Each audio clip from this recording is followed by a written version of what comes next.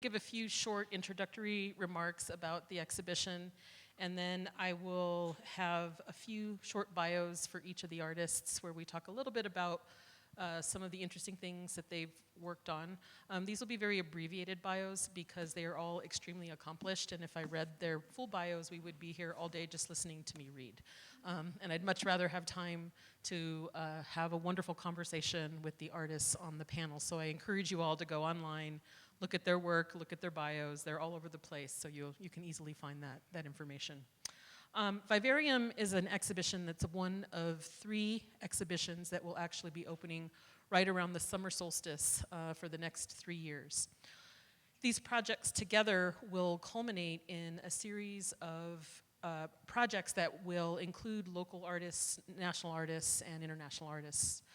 One of the ideas that we are really hoping to develop through these projects is to provide opportunities for people to engage with the natural world in different ways. Oftentimes when we think about the environment and what is happening in our current moment, we often think about the disasters and the fires and the floods, and those are important to reflect on and to acknowledge. And right now we're very much thinking about the people in northern New Mexico who are suffering some of the most catastrophic fires that area has ever seen.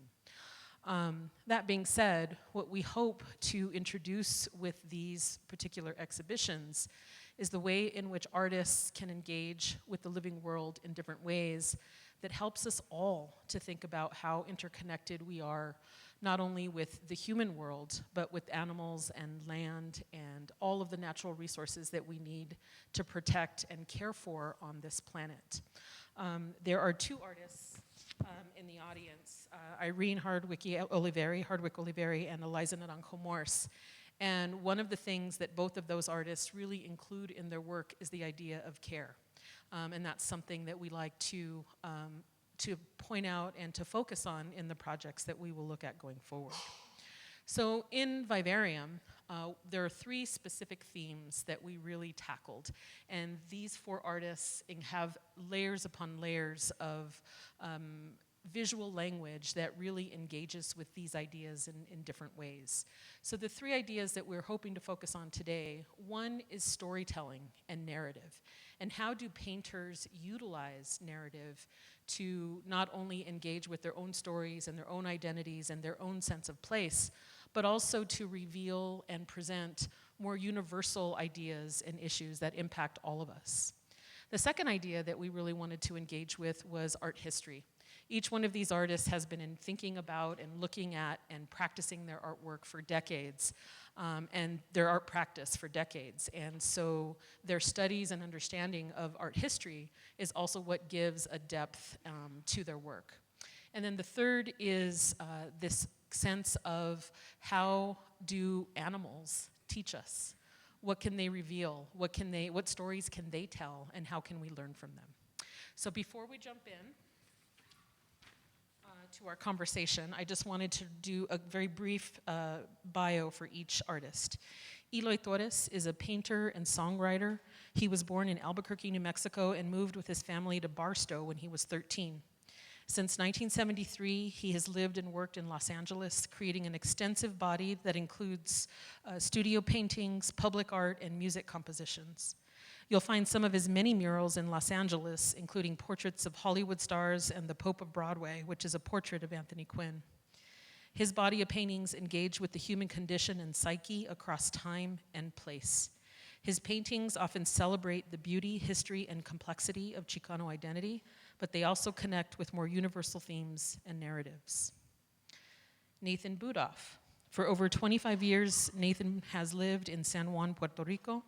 His recent visual art examines living creatures, spaces, and relationships that are often unexpected, focusing on flora and fauna.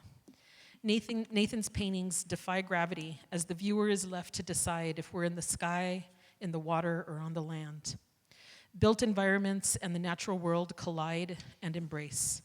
Budoff created a 42-foot diameter mosaic on the ceiling of the Martinez Nadal station of San Juan Metro. He's developed murals with the students of Medellin, Colombia, and San Juan, Puerto Rico, and incarcerated youth in Santa Fe, New Mexico. Patrick McGrath Muniz. Patrick is an artist from Puerto Rico, now living in Texas. His current work is comprised primarily of drawings, retablo paintings, and tarot cards inspired after one of the few personal items he managed to recover before Hurricane Maria hit his childhood home and studio on the island in 2017. Patrick incorporates and combines figures and icons from Spanish colonial iconography, American pop culture, and tarot, layered with personal myths and memories. His work reflects on the colonial roots of our current consumer culture. Stan Natchez grew up in Los Angeles and is part of the Tataviam tribe. Growing up in the city, formal education, and his participation in Native American dances led him to painting. The philosophies and techniques of these different worlds have allowed Stan to achieve a complex harmony in his work with the distinctive neo-pop style inspired by Andy Warhol, Jasper Johns, and other pop artists. His paintings exude the power of color and familiar objects. Images are conveyed with the two-dimensional look of Native American ledger art, even as the artist's subjects ask viewers to look deeper. By overlaying many of these images on actual US icons like currency and the flag, the representation of ideas grows more compellingly complex. So, you have a little bit of an idea of how each of these artists work and why they're included in this exhibition. I wanted to start the conversation, and maybe we'll start with you, Nathan. I think that one of the key elements that we were hoping to produce in this exhibition, which was based on years actually of conversation with both Nathan and Patrick and myself, and of course William came into the mix last year. And so over time we were looking at so many different artists and different ideas of how we wanted to build this exhibition. And one of the things that we knew from the beginning is that animals and stories were going to be part of it. And so Nathan, I'm wondering if you could reflect a little bit on how narrative painting through animal protagonists has been such a key element of your work over all these years. Sure, thanks so much to the museum and for all the work that you guys have done over the years and then having this amazing exhibition with such great artists. I think it's an interesting question for me because, you know, I've been painting for a few years and I didn't really start out painting animals and nature that much. For many years I worked a lot, I think, with people and people in different contexts and different situations. So I think that it's interesting, you know, I brought that kind of backdrop, also having looked at, you know, a lot of European Western art, to this group of work, which I think for me it was really sparked by this idea of just seeing beauty around us and seeing kind of, having this feeling of seeing beyond the daily life that we always tend to focus on so much, because, you know, we live with people, we worry about people, we have families, we have enemies, we have friends, we have bosses, and that kind of permeates our existence. And then maybe you have a dog or a cat, but then to actually notice all the birds that are out in the morning, or just, you know, I'd be in San Juan looking at the ocean and you think, well, there's some whales out there, you know, and they're living their own whale life and we're living our life, and there's this amazing beauty all around us. And so I think that the biggest impulse was to start to think about, trying to think of a bigger frame, that we're not the only creatures and that actually our life is so connected to these things that are, you know, if you see, what are the prairie dogs in Santa Fe, or just little creatures, you know, some of them we don't tend to view so favorably, like rats in the city or something, but there's all these other networks of life around us, and I think that whole idea that they have their own stories, and at times they intersect with us, and they're just like really intriguing and beautiful, was kind of the thing I started working with. And then, you know, that leads me to different kind of reflections on that dynamic. Yeah, so I think building on that idea of colliding worlds in different ways, right? And seeing worlds that maybe we don't always see. I think, Eloy, that's something that's really interesting about your work, how you're connecting with and interacting with all kinds of different worlds that are in your overarching practice. Could you talk to that a little bit? Hello. Thanks again for the exhibit and being part of it. I'm so excited about it. Um, I think how it started for me as far as getting into narrative or storytelling is my exposure to art really was at the church. I particularly remember when I was a kid in Mountain Air and seeing like Stations of the Cross, and there's a story there. What's this story? And you're a kid, you're trying to figure it out, but you're curious. And you know that who painted these images? Who painted these? So now that leads from one thing to another. You start to explore. You look at books. You discover the Renaissance. You discover these guys, and of course after that the Impressionists and modern art and all that. So that's an interesting journey. And of course there was always animals because we're interconnected with them. We use them to help build things, carry things, whatever. And I think one of the things for me that became very apparent in this connection with animals, again, I keep thinking of, as I get older, my childhood memories, because we are what our childhood experiences are. And for me, one poignant example of that is my grandparents lived in this little pueblito called Punta de Agua. And I remember just going out and just walking around, and on the fences there would be these crows or ravens. And just walking the side of the highway, and this thing would follow me. It would jump from one post on the barbed wire fence to the other, and I'd look at it, and it would look at me, and I could, whoa, what's going on? There's something going on here. We're connecting, and that stays with you, I think, And because I live in Los Angeles now, and I've been trying for the longest time for my art not to refer too much to that whole religious kind of thing. But the whole religious thing, when you look at these images of human beings kind of in altered states or whatever, it just makes you curious. Like, how do they do that? How do you paint a human being to make them feel more than just a physical body or whatever? So, and all that stuff stays with you as a kid. And of course, as you get older and you discover other things and you look at the world differently, and you want to try and challenge yourself to, portray something in a different way than the way you used to in your earlier formative years. It's a journey, and first of all, I'm having fun with it, and I'm sure we're all having fun. That's why we do what we do. Right?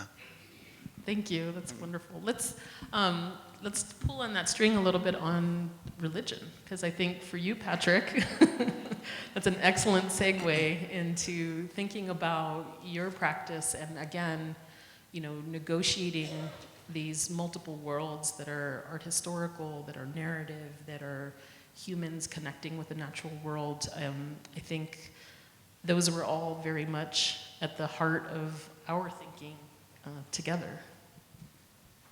Thanks, Josie. It's a pleasure to be here, showing my work here and sharing this space with you guys and with such amazing artists. It's an honor. And I thought we were going to talk about animals. I was already preparing in my mind everything I had to. But religion plays a big part in my work. Obviously, if you look at my work, it's all over the place. The Catholic iconography, which I grew up with, because my mom, when my parents got divorced, we moved from New York to Puerto Rico, and that's where I grew up. And my mom had to go to work as an English teacher, so I stayed with my aunt, who was a Catholic nun. And I was surrounded by all these images of retablos and religious stamps, but we lived in a farm, so we were also very much exposed to animals. My first pet was a cow. so I had that deep connection, and just going back to that, and we were surrounded by churches as well. It's just a chapel right behind my studio, and just evangelical churches all over with loudspeakers. It's just crazy. You have that a lot, and in a small island, everything is loud, like to the point where it's competing with all the sounds that I was in this farmland, which is right in front of a main highway.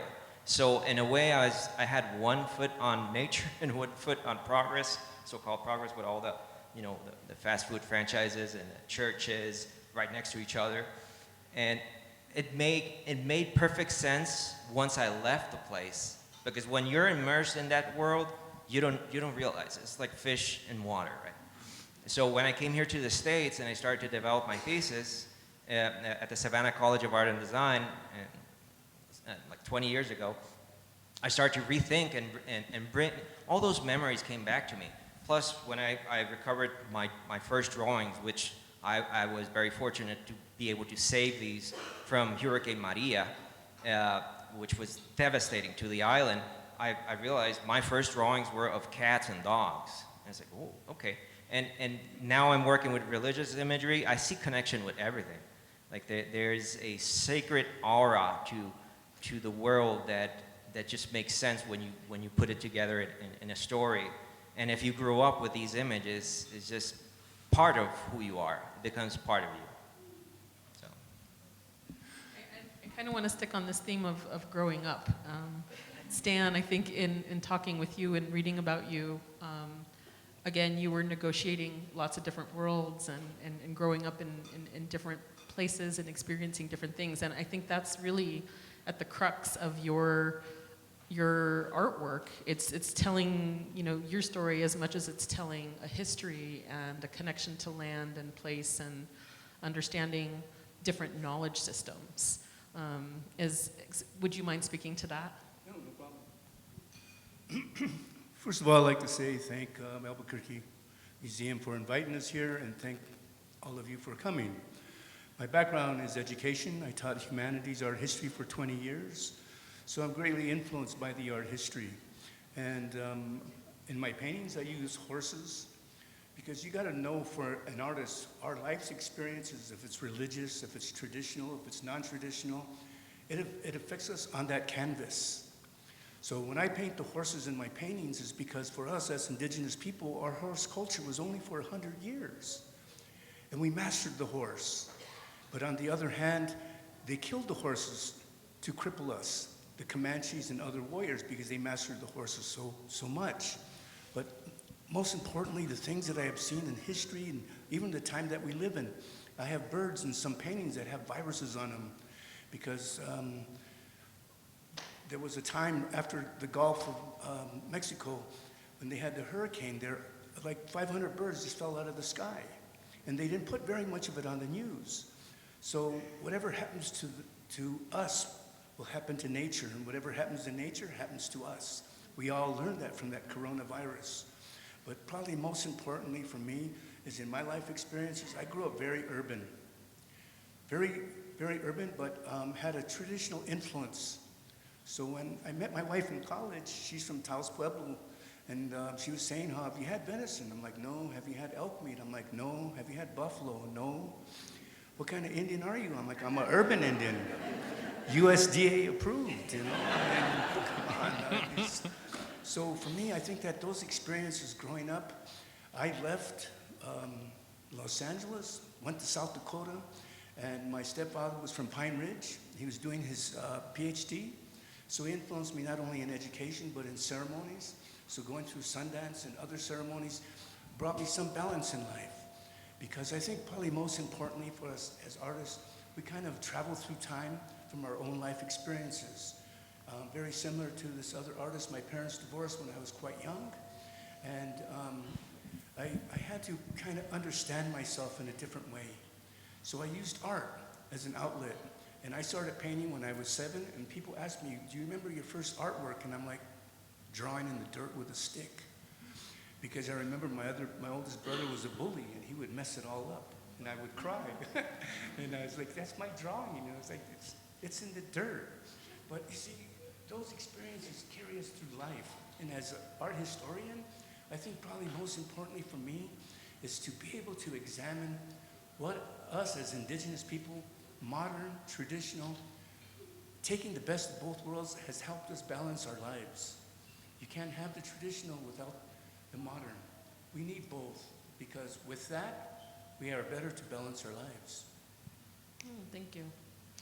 I want to keep building on that and the art historical component of it. I think, Eloy, for you, in your work, surrealism is one of the visual languages that's very present.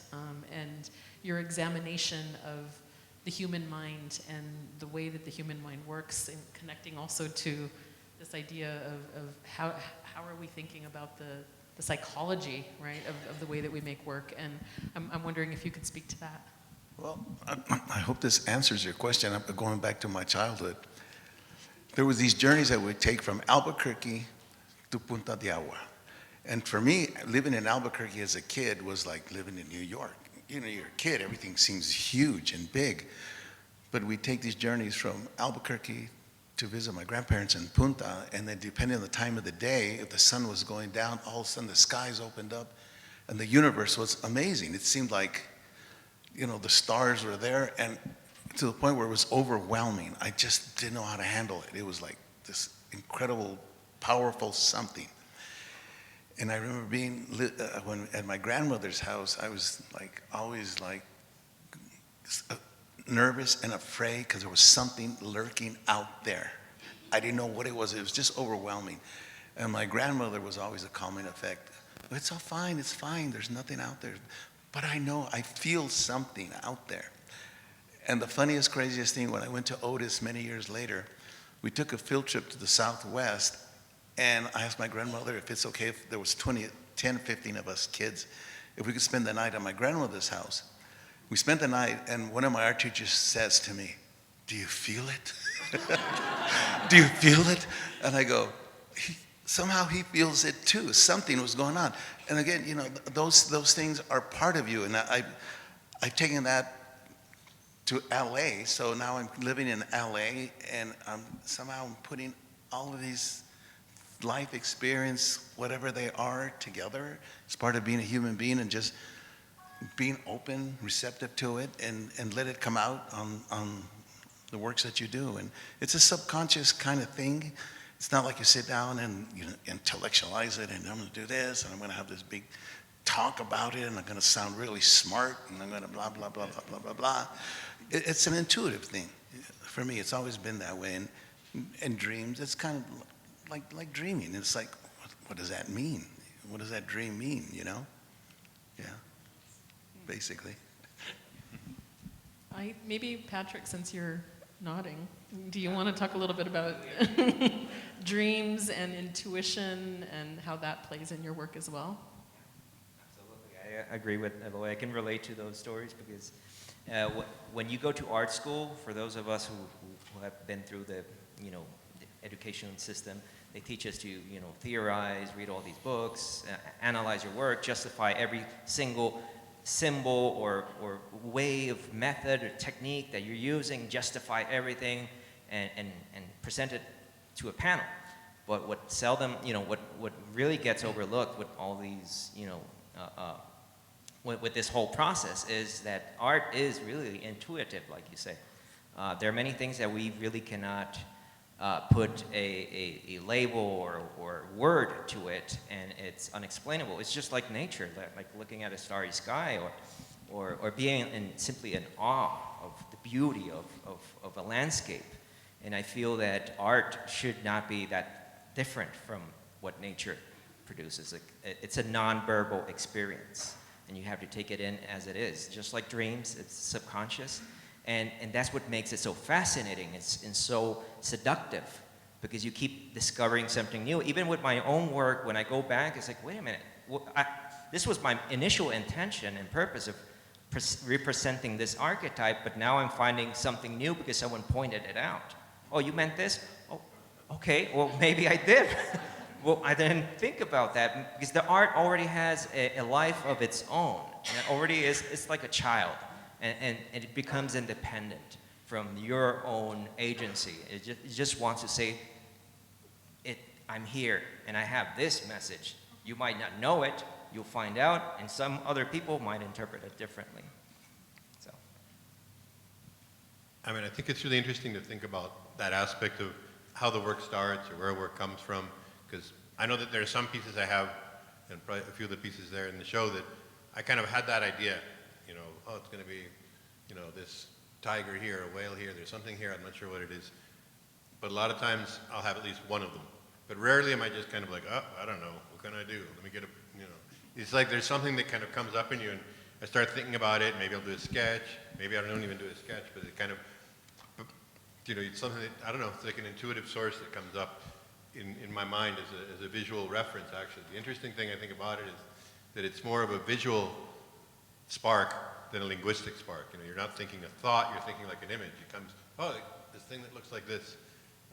And then, at least in my practice, I also end up reading a lot, which, I don't know, it's something that I guess I got a lot from my father, who was a big reader. So I will, like, I'll have an octopus come up, I'll start working on the octopus, and I'll read like a couple of books about octopuses. And I'm like, oh my God, these are really interesting. I just thought this was like a goofy animal, you know, and that's been part of my process, certainly the last few years, is like, oh, look at bees. Bees are incredible. Who knew bees did all these things? And, you know, it's like this ability to discover stuff. And in some ways, it's been really interesting to me because I used to feel like I had to always look at art.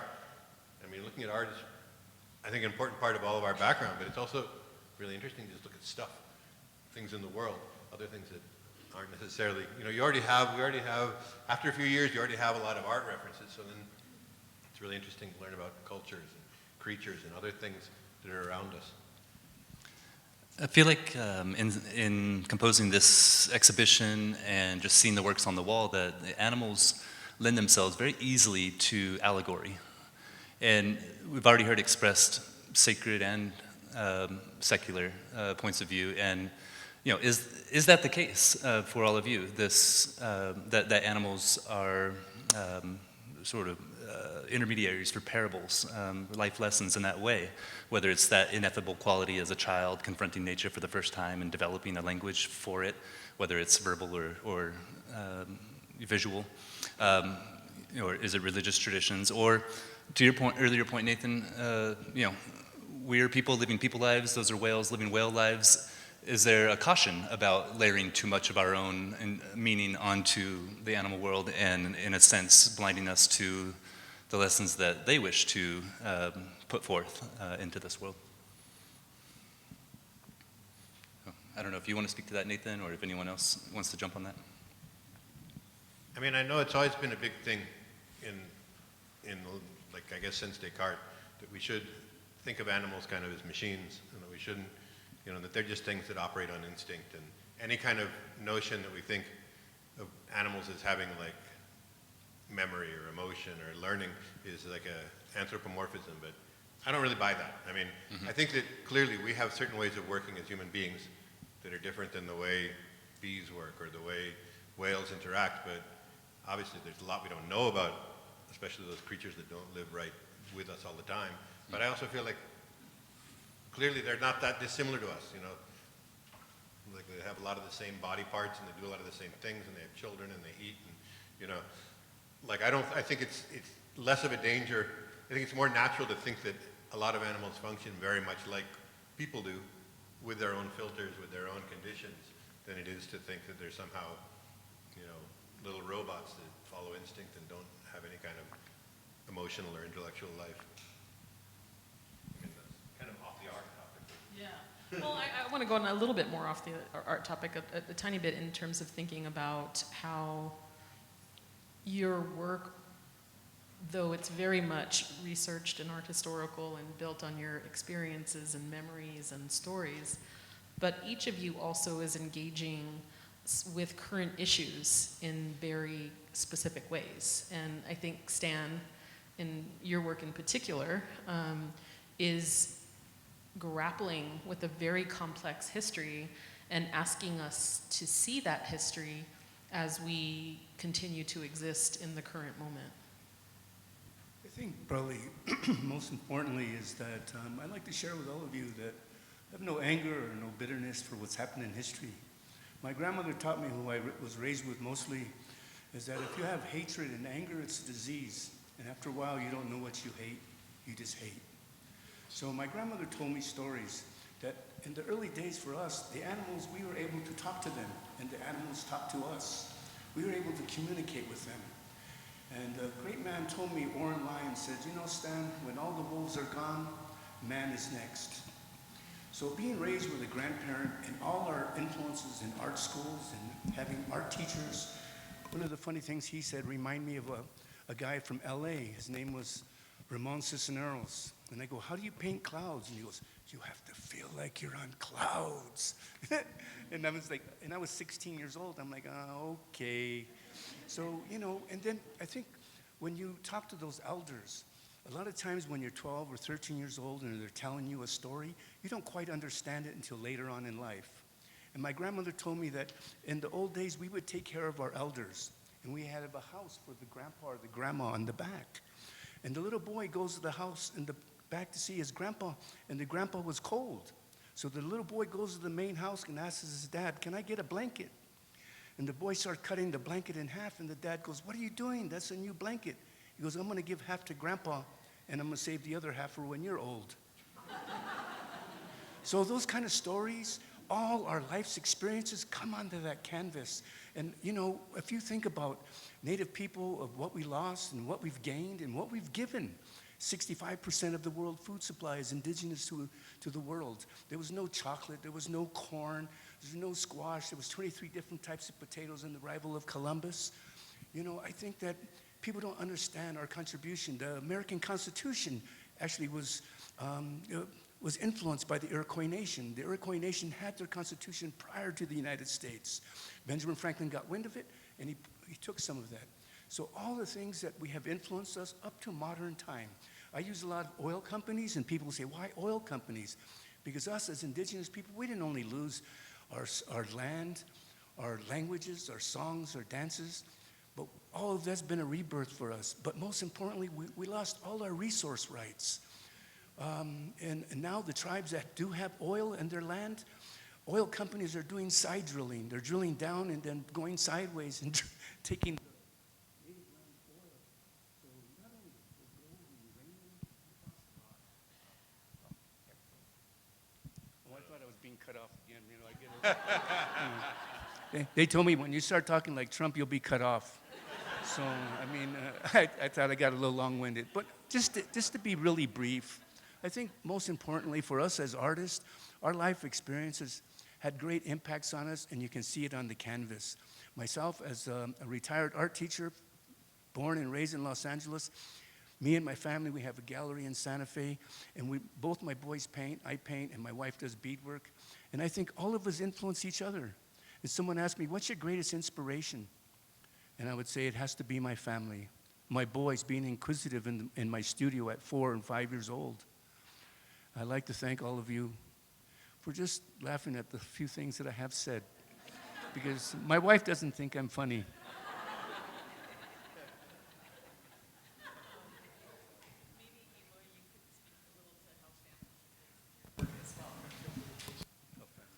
Family, let me see. Yeah. Well, one thing, when I was a kid, I always kind of understood, because in the background was somos hispanos, we're Hispanic.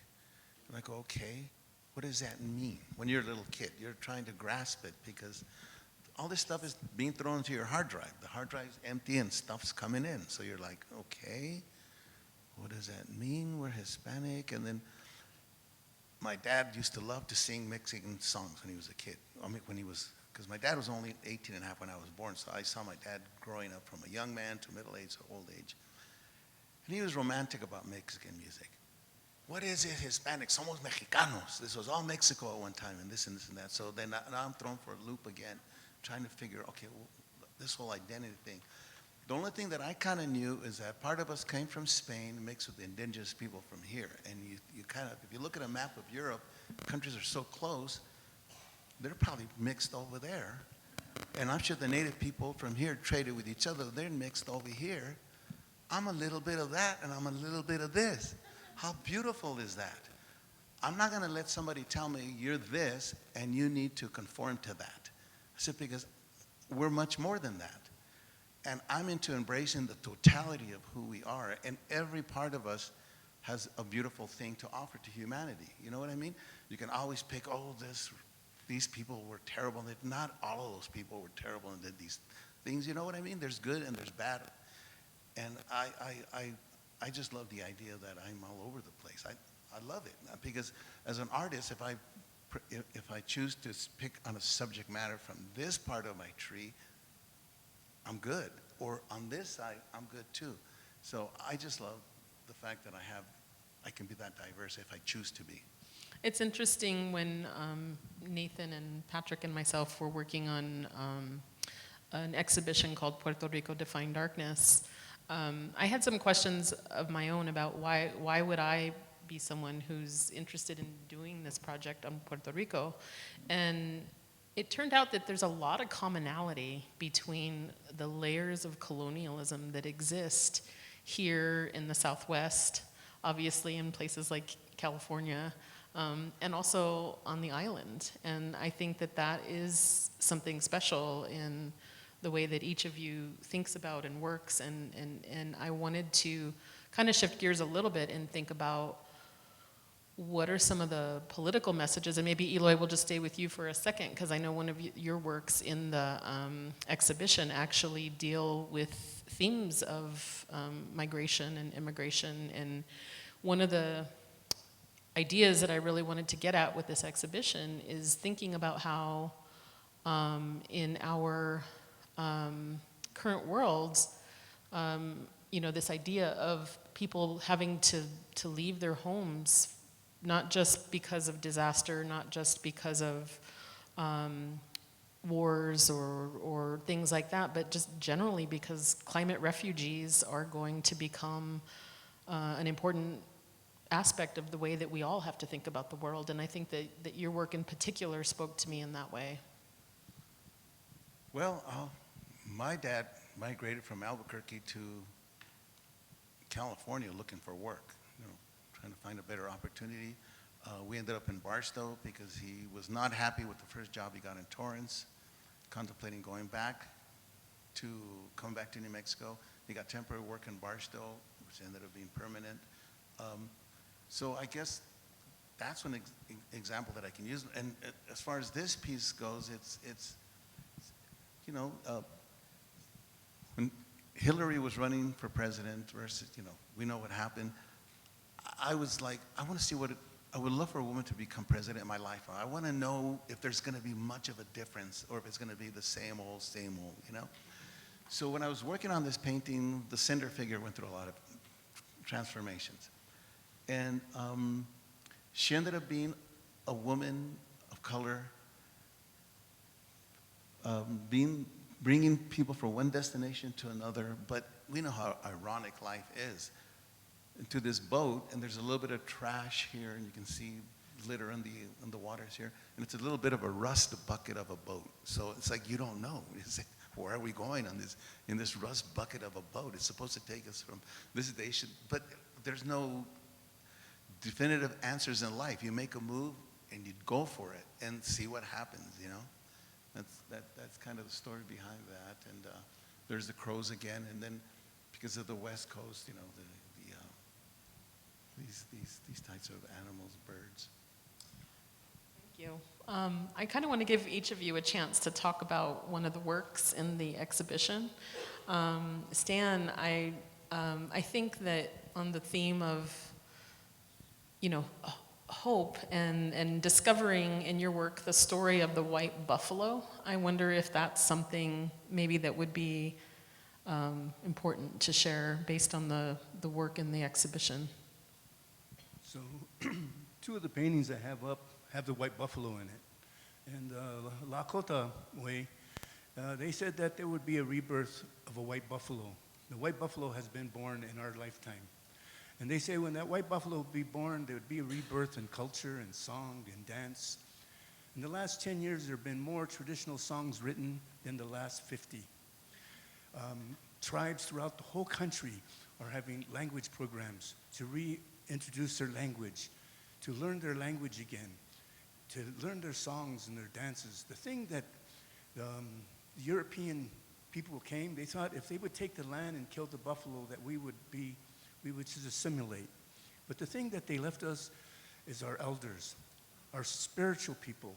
They left us the small ceremonies, the small songs, the dances, and that's what kept us alive. And in this buffalo here, right in the middle, you see a chief and then a guy in a suit. That's the same guy. He was transformed. And you look at the people in the buffalo, and the blue square, that's a family. And one of the things that I realized when I was finishing my master's degree is for us as Native people, one of the things we had over any other cultures in this country is that families stayed together. We took care of our elders.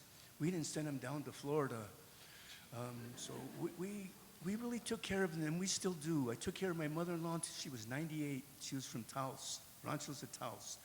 And you know, it was really funny because at the end of the day, she never wanted to speak English anymore. And that white buffalo reminds me of all the things that are going on. And there's modern things. You have the American spirit. Someone exploited that tobacco. Because tobacco, we've had it. And we told the white man the tobacco is only for prayers. And that smoke would take the prayers to the sky. But if you abuse this tobacco, it won't be good for you. And now it turns out that lung cancer is one of the top diseases in this country. Because you're supposed to use that tobacco only to pray, not to exploit it. And then you see faces with red paint. And it's funny is because when I paint, and if I have red paint dripping in a painting, they're like, wow, is that the Indian blood? I'm like, no, that's red paint dripping. Come on, really? That's the Indian blood? So, and then I have medicine crow. There's 4 medicine crows, and I have one on dollar bills, one on maps, one on comic strips, and one on the yellow pages. Throughout history, art has been created for the same reasons. Art has been created for trade. I use the dollar bills. Been created for territory. I use the map. Been created for humor. I use the comic strips. And it's been created for communication. I use the yellow pages. And on the top is a silhouette of Edward Curtis painting. And it was, he probably didn't know, but what it was it was taking a young boy into manhood.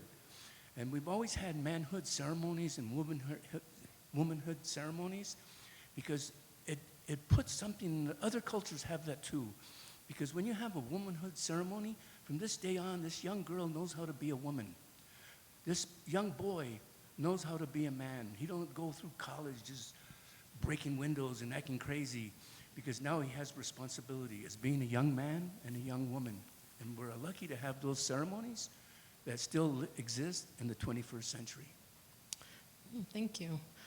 Nathan, maybe you can talk a little bit about the painting that's going to be on the cover of the catalog. Or you can pick a different one if you'd prefer. No, sure. You know, I'll let you choose because that's one I'm going to see a lot. So I think this painting, it's actually one of the ones that's kind of the closest to art history in a funny way because one of the initial elements was that red tree seen from below. And I was thinking a lot of like the Rococo and Fragonard and this idea in that time of really painting trees and painting nature as something beautiful. You know, I had this thing at some point where as I got more interested in nature, I looked back at art history and I thought, a lot of the time, nature was seen as a dangerous place where you're going to get attacked. And it's like this scary world. And there are certain periods in European art history where it starts to become like a garden and a place you want to be and something beautiful. And so I kind of was mixing that then with the shark, which inevitably represents some kind of a threat. And so there's this feeling of danger and comfort all in the same piece. And then, of course, the biggest, the witness to it all, the biggest presence is this meerkat. And I mean, the meerkat for me has a very personal element because when my mother was sick in bed for about a year, she started watching TV for the first time in many years. She was always this woman who was very busy doing stuff. And then suddenly she had a year where she was in bed. And she spent about 3 or 4 months watching TV, and she got completely hooked on the Nature Channel. And she would watch these shows over and over, because the way they had, I don't know if they still do it, but they would put the same shows on like 4 times a day. And so every time the meerkat show would come on, she'd be like, oh my God, look at these guys. And we'd have these conversations. And finally she'd seen them all like 20 times, and she's like, okay, I'm done with TV, I'm going to start reading. And then she started reading all her books. But I don't know, it made me think a lot about the way the show is really interesting because it talks about the dynamics in this colony of creatures, but it also has a lot of associations for me. So I completely anthropomorphized this creature and turned him into a witness.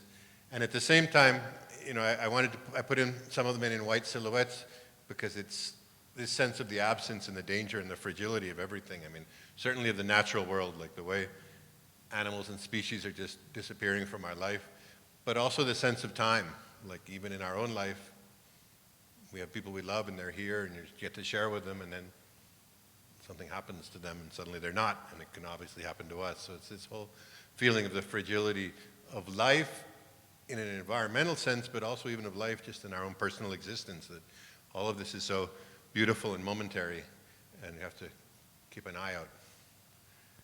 And of course, there's somebody sneaking away from the shark there.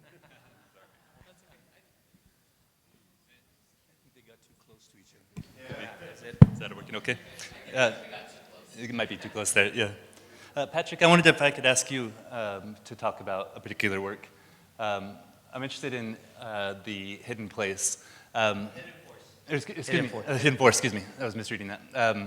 The border is what drew me immediately in, actually, because of all the references to great mother goddess figures in history, everything from Venus of Willendorf to, I believe, Ishtar and Coatlicue at the bottom right. And so I'm curious if you could talk more about the role of the figure framed in the center, and staying grounded in the exhibition. Why is she surrounded by the sea and all of these creatures? What does that element do for you? Sure, yes. This piece I painted recently, and for some years already, over, I'd say 20 so years, I've been really invested in the idea of exploring archetypes in history and in myth and in culture, and how we reinterpret those archetypes through a mediated lens. I grew up in the 80s watching a bunch of B movies, sci-fi, and there was this movie that just struck a chord when I was a teenager. At the time, I would watch it on VHS, and it was Life Force, and there was this actress, Mathilda May, which I was like, oh, wow, it's just, for me, that's the beauty embodied. And whenever I read the books of like the Greek goddesses or goddesses from different cultures, I would have her hypnotic gaze in mind, because it was frightful but beautiful at the same time. So I feel like that archetype embodies is like the reflection of nature itself, like the elements of water and the ocean. And living in an island, you know how terrible the winds, the hurricanes can be, but how beautiful it is at the same time. So it's a terrible beauty. And she was a space vampire in the movie, so she was like terrible, but beautiful at the same time. So I feel like these goddesses, in many ways, are interesting to me from that perspective, from my generation, experiencing it through a screen. Because let's face it, we experience many of these ideas and concepts through our, right now it's social media, YouTube, and this generation now it's going to be with AI. Well, every generation experiences these elements of nature. Unfortunately, I think we are being more and more disconnected from these elemental forces because of the technologies that we are really engaged with. But it would be very helpful to be mindful of them and not deny them either, because they're part of our generation and generations and part of our culture. So that's basically what I'm trying to aim at, exploring those memories, those ideas, and how I connect with that archetype at a personal level. Yeah. Well, we are close to time, and William will have a few closing remarks, and then we'll take just a couple minutes of questions. These incredible artists, we thank you all for participating in the exhibition. We will have an upcoming catalog that should be available in the coming weeks, and please come back and see the show and look for the catalog. Thank you. All right. There we go. Thank you all. To all the artists for joining us today. It really has been such a pleasure getting to know your work so deeply, not only those canvases that are in the show, but your larger body of work, finding ways that you all fit in conversation with each other and didn't have to shoehorn in our opinion. It really kind of laid itself very nicely. And yeah, it's just been such a pleasure to jump on this idea that has been percolating among Josie and Patrick and Nathan for so many years, and to bring you all, Stan and Eloy and Eliza and Stephen and Julie on board as well. It really has been an honor to work with all of you. It's an honor to work with our team here at the museum too. I really want to acknowledge their efforts, their labor. Our collections team, Chris Bratton, Keith Lee, Ellen Castrone, our registrar, Mira Christopher, our exhibition designer, Stephen Hutchins, and graphic designer, Jen Montano, so many others. It really is a huge group effort to make a show like this happen, and it means a great deal to be a part of this team. I do want to encourage you all to not only check out the exhibition here, which will run for several months, so you'll have plenty of opportunities to come back, but I do want to also plug the other current exhibitions that our artists have up. Patrick McGrath Muniz is also featured currently in an exhibition, Ugly History of Beautiful Things, at Nuevo Mexicano Heritage Museum. That's formerly the Spanish Colonial Art Museum up in Santa Fe. He is also in the Summer Salon at Evoke Contemporary, which has their opening reception next Friday evening, 5 to 7. That same evening, Nathan Budoff's exhibition at Zane Bennett Contemporary in Santa Fe will open 5 to 7 next Friday, the 28th. Stephen Yazzie, another artist whose work we didn't feature today, but hangs very prominently in the exhibition. He has an exhibition, Elders, up at Gerald Peters Contemporary, and Eliza Naranjo Morse, who's in the audience today, also has an opening this evening at 516 Arts downtown. So I hope that you all will spread yourselves around and see all of these great exhibitions by these wonderful artists. Eloy is also currently in a group show at Cheech Marin, and working with some contemporary takes on the Virgen Guadalupe, and a strong fashion component. So hopefully I get a chance to make it out there and see that as well. Stan, do you have any other current shows? No, not right now. I just have my own gallery downtown Santa Fe. And if you're interested, you can come to the gallery and see the kind of work. Wonderful. Thank you. All right. Are there any questions from